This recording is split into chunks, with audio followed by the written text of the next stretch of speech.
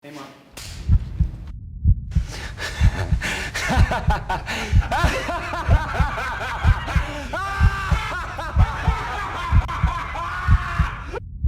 And this is 39 take 3.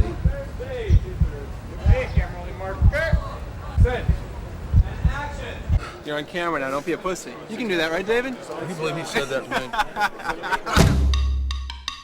The only person I could really convince about this movie, about me doing Daredevil, was myself, to be honest. I mean, I knew I could do it.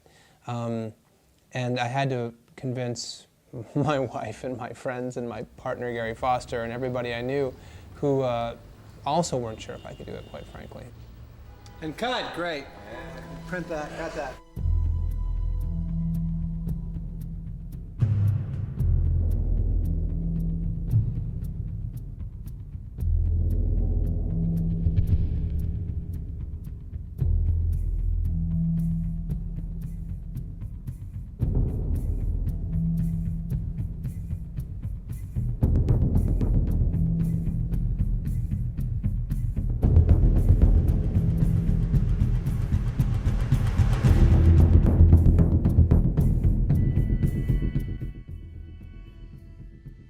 Fairly, the studios were saying he'd never done a movie like this before as a director.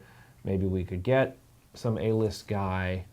And they were, you know, I put myself in their shoes. It's not an unfair thing to be thinking. Gary's a pest. Foster. Single-mindedly, initially really out of his friendship and loyalty to his partner, to Mark. But then he became a geek himself and got caught in the excitement. Chris Columbus developed Daredevil for a while at Fox, and Avi had a relationship with Chris, and you know, Mark Steven Johnson, who's that? I remember Gary at one point said to me, "Just give up. You're not really going to keep trying." And I said, "Yeah, I'm going to go try it again." He was just like, "Jesus, man, move on and do something else." As passionate as he is, it still needs a consensus, a group of people that are willing to say, I support this. So I was pretty, and I felt, you know, again, Mark Steven Johnson, Chris Columbus. Let's be honest. There's no way on the surface you're going to gravitate to the unknown. People would always say the same thing, "He's blind." They'd always go, "How can he do what he does?" And I'd explain, and they go, "I don't know, it's pretty goddamn weird. A guy dresses up like the devil, and he's a blind lawyer, you know?" The biggest challenge is to look at the studio in the eyes and say to them, "Trust me." Why? Because it lasted for 40 years in the books. In adapting the comic to the movie, there's always like a couple of things that every filmmaker's got to face. One is the fans, and I'm one of them. And you know, this is like my mythology, and these are the guys that I worship and I respect. And that's probably always been my biggest concern, is making sure the fans feel satisfied. At the same time, the non-fans will understand it. And the second thing is always the costume. Always, always the toughest thing to crack. This is the end. This is how it ends, folks. This is how and where. Good run. Decent career. Had fun. Had some pride at one time.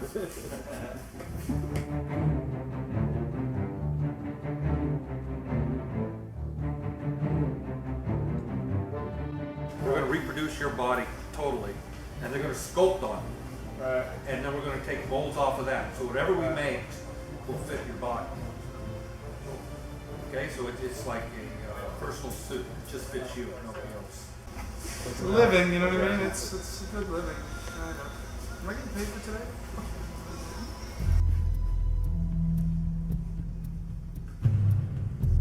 This is a very, very tricky area when it comes to costumes and superheroes. How far can you go without looking silly? You know, I had to go find an actor who was willing to put on a devil costume and run around New York City. I mean, that's a pretty risky thing. You know, it really takes balls to do something like that, because the chance of looking ridiculous is very, very high.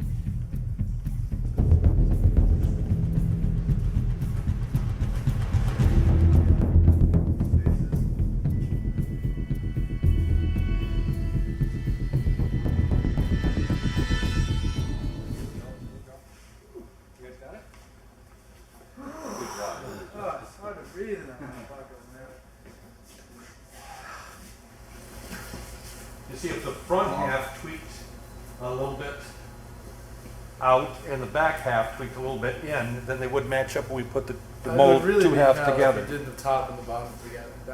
That would be painful.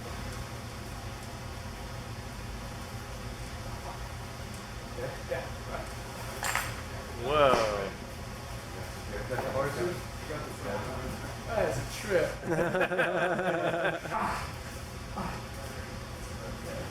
There you go. You sure you want to take a... Can I take a shower, guys? Yeah. Thank you very much.